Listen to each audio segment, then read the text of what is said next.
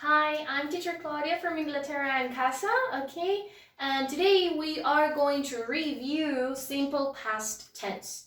Last time we've reviewed simple present tense, so if you want to review that tense, go to our YouTube channel and look for that video, okay?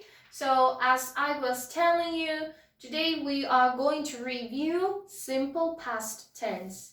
Thing is that we cannot talk about the past without referring to the present. So the first thing that I am going to do is that I am going to write, okay, present tense. I am going to write the 4 groups that we use to divide present, simple present tense last class.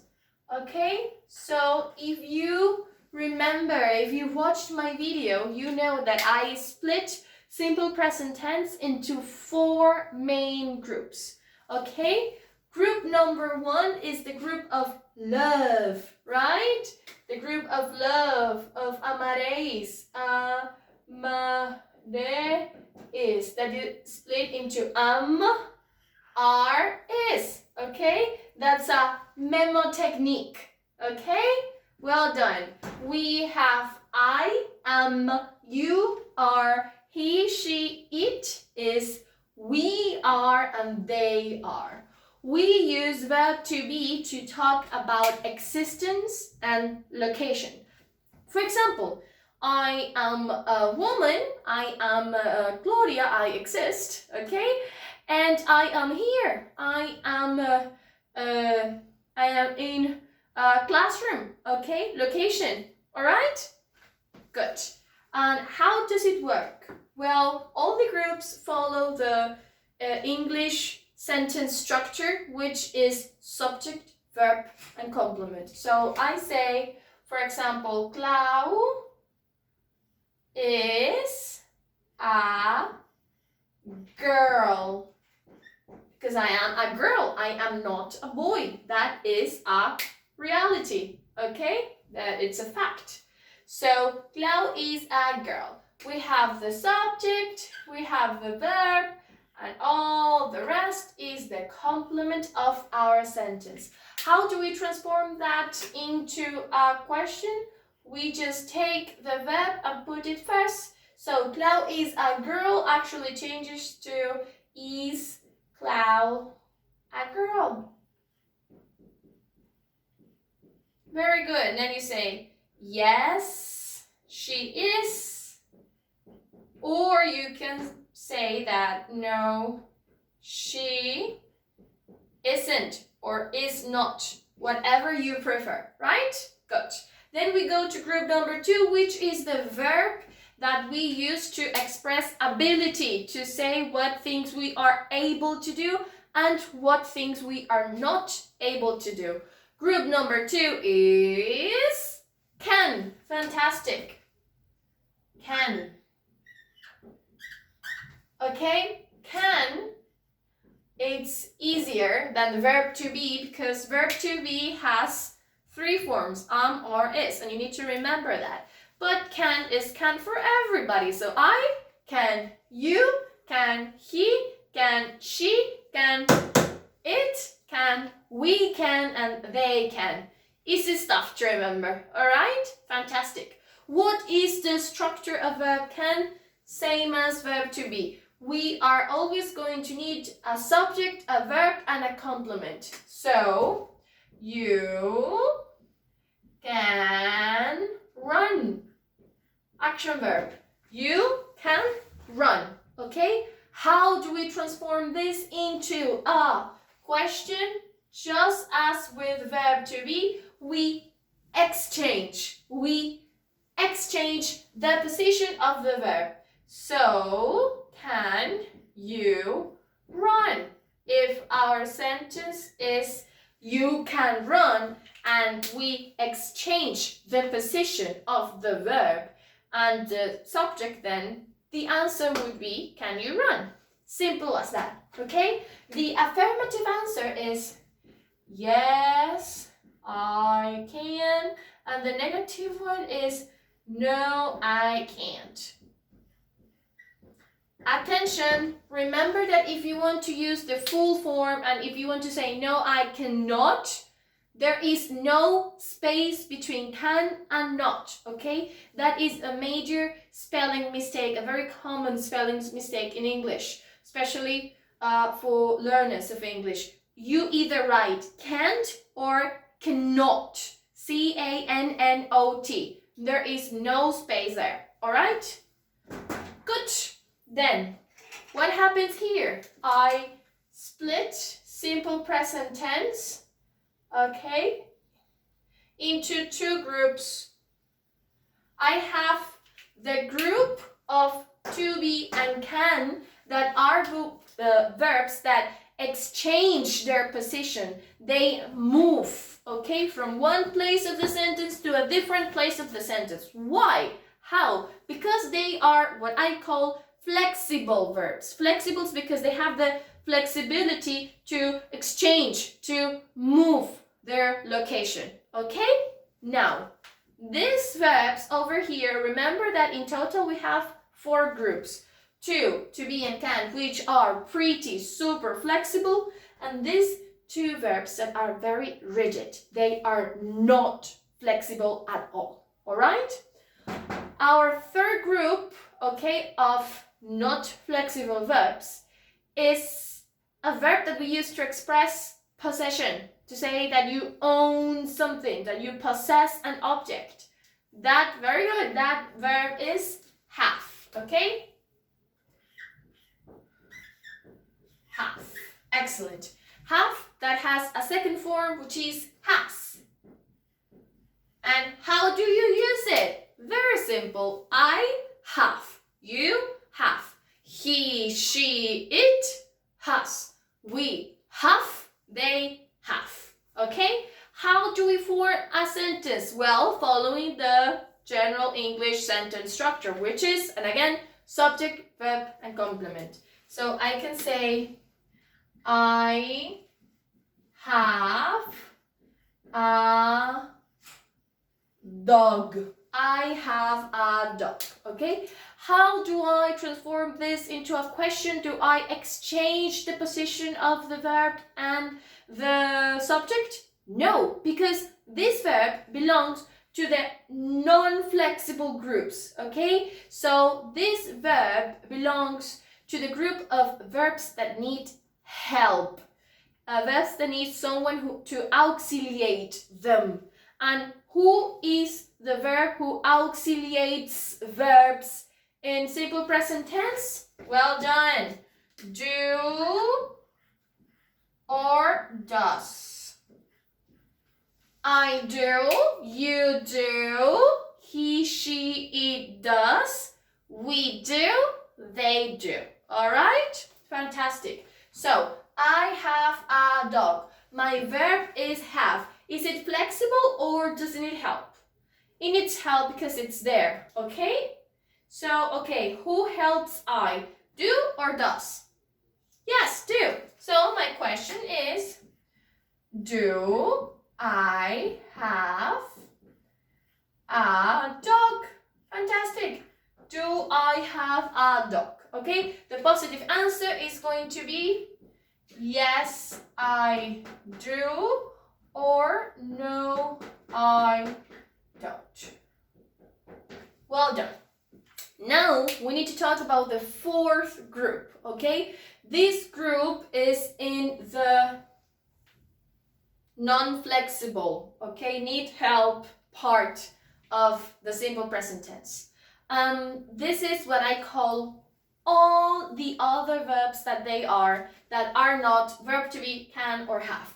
All the verbs that you can think of: sing, sleep, walk, run, jump, clap, flow, think, analyze, write, read, teach, learn. All the verbs that there exist, but to be, can, and have. Okay? For example, read. Read is a perfect example. So what I can do is that here I'm going to write other verbs so you remember. Other verbs. Okay? And the example that we are going to use is to read a book. Okay? So read.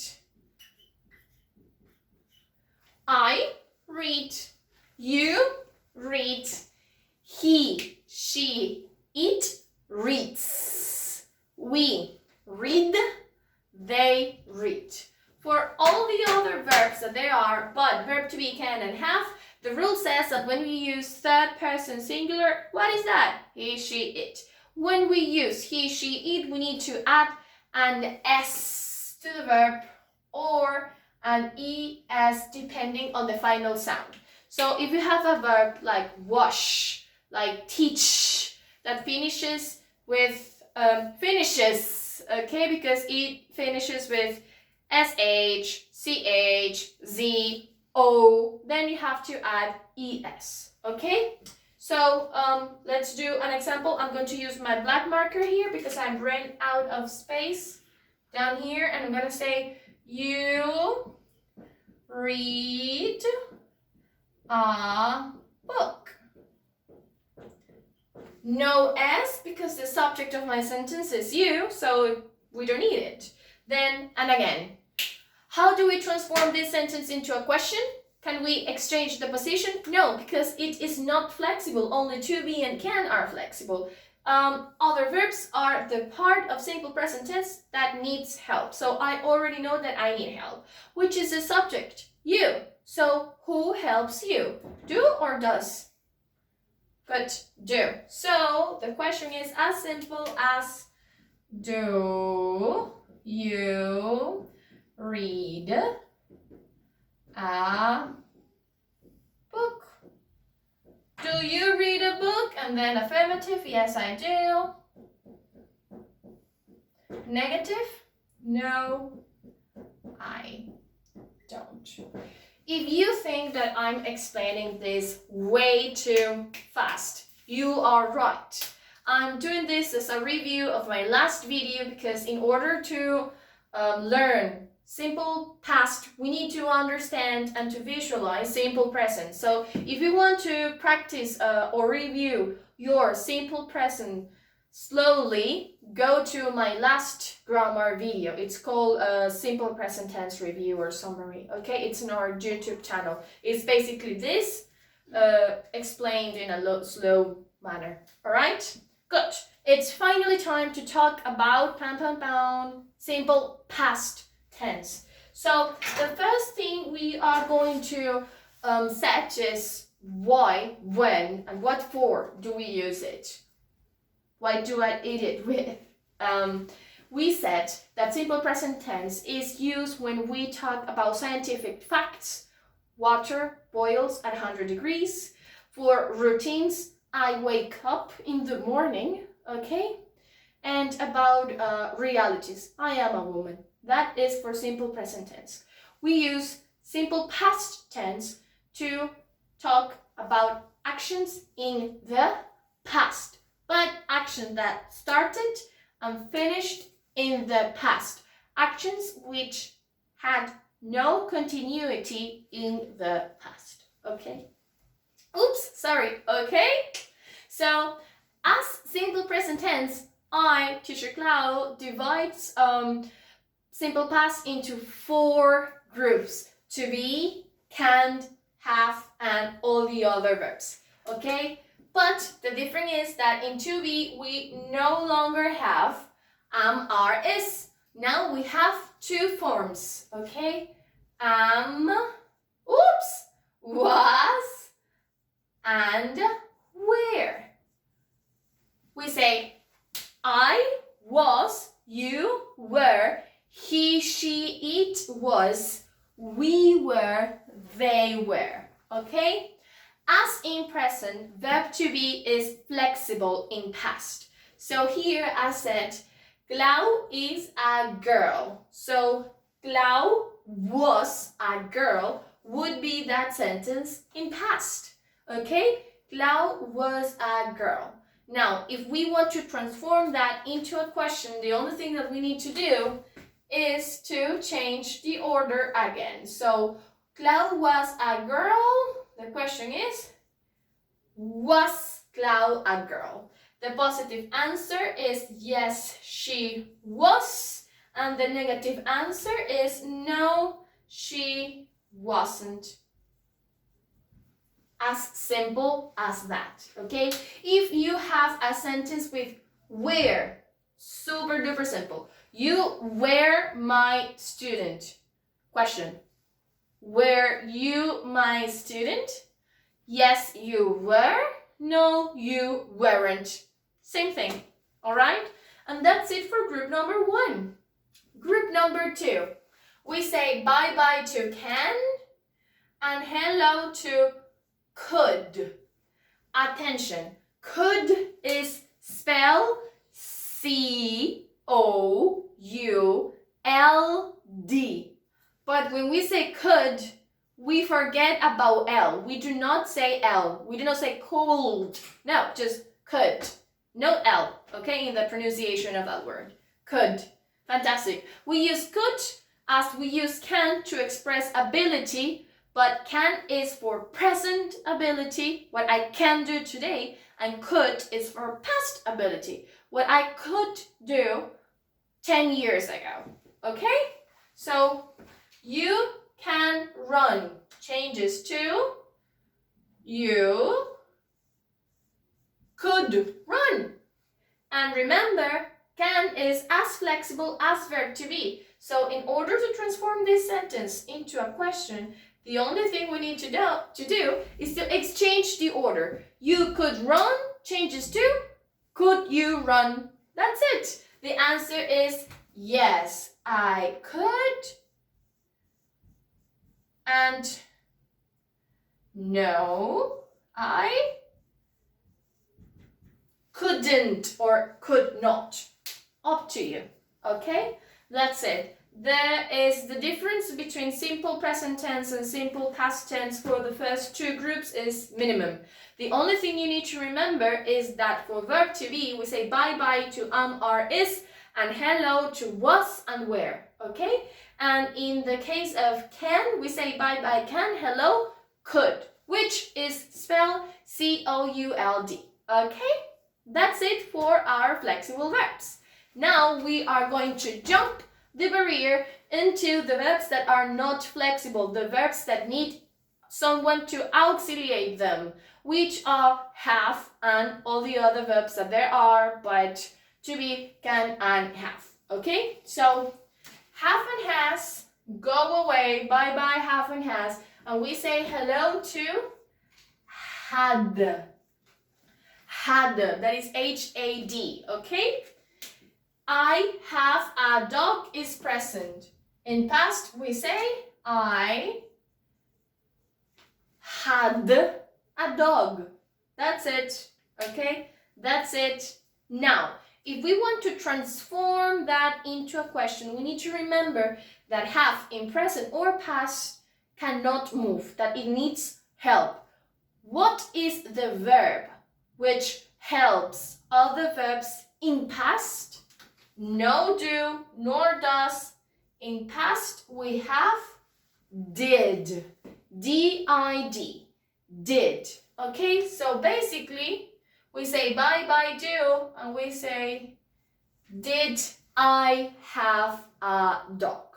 I repeat, if the sentence is, I had a dog, then the question is, did, auxiliary in past, I have a dog.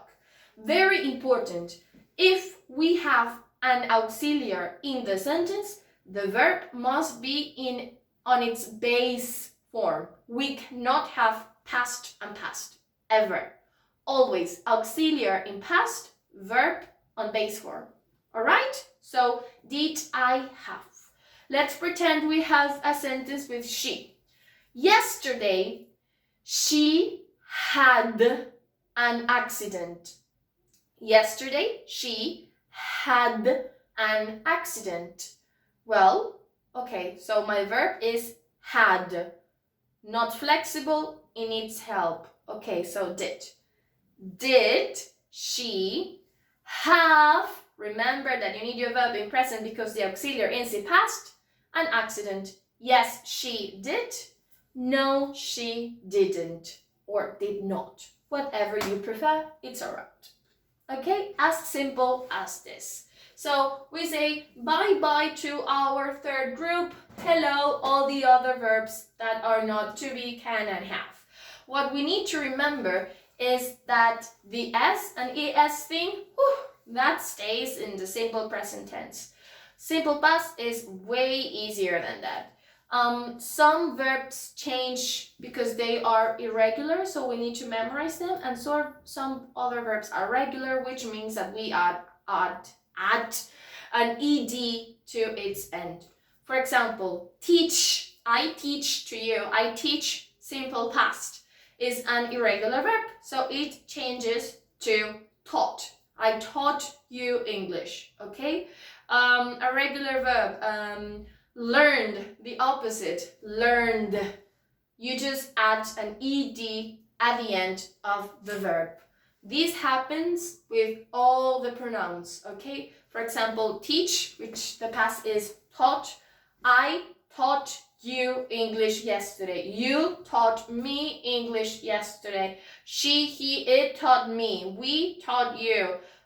They taught me in the past, okay? So let's use the example of you read a book.